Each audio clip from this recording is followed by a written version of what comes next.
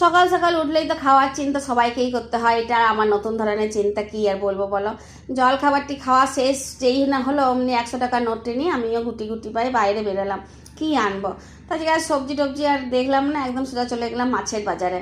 মাছের বাজারে সবই বলছে চালানি চালানি চালানি, শুধু তোমার টাটকা মাছ ছিল, ছোটো মাছগুলো। তো ছোটো মাছ আনলে তো ঘরে একটা অশান্তি আমার হয়েই থাকে। তো ওই জন্য ভাবলাম যে সাদা ধবধবে বেশ এখন চিংড়ি মাছ আসছে বাজারে, তো 100 টাকা 250 চিংড়ি মাছ নিয়েই ঘর এলাম। দিয়ে চিংড়ি মাছ দেখে তো মা প্রথমে বললো যে কী রান্না করবি, শুধু চিংড়ি দিয়ে কী রান্না হবে, কী দিয়ে ভাত খাওয়াবো বল। তাই দাঁড়াও মাছটা ধুতে ধুতে চিন্তা করি।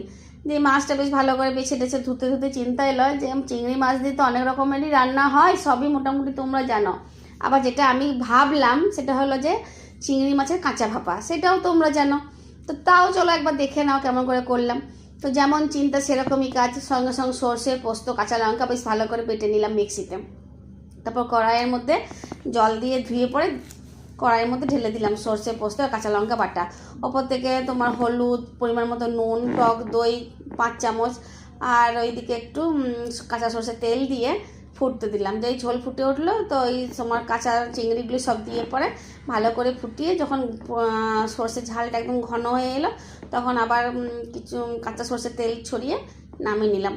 আর একদম উজ্জ্বলন্ত ভাত, মানে এই ধরো ওভেন থেকে নামিয়েছো, ফ্যান ঝেড়েছো আর খেতে বসে গেছো সেরকম, ওই রকম উজ্জ্বলন্ত ভাতে এই চিংড়ি ভাপা দারুণ স্বাদ লাগলো, দারুণ টেস্টি লাগলো। বিশেষ করে ভাতে আর অন্য সবজির কথা মনেই পড়েনি যে একটু অন্য সবজি হলেও ভালো হতো। একদম চেটে পুটে থালা চেটে আঙুল চেটে আমরা খেয়ে উঠেছি। চিংড়ি মাছ অবশ্য সবাই পাতে সমানভাবে দিতেও পারেনি, 250 চিংড়ি মাছের কতগুলো পিস হয় বলো। তো এই সবাই 2-4টে করে যে পেয়েছি তাতেই একদম মন ভরে আমরা খেয়েছি, খেতেও অপূর্ব হয়েছিল।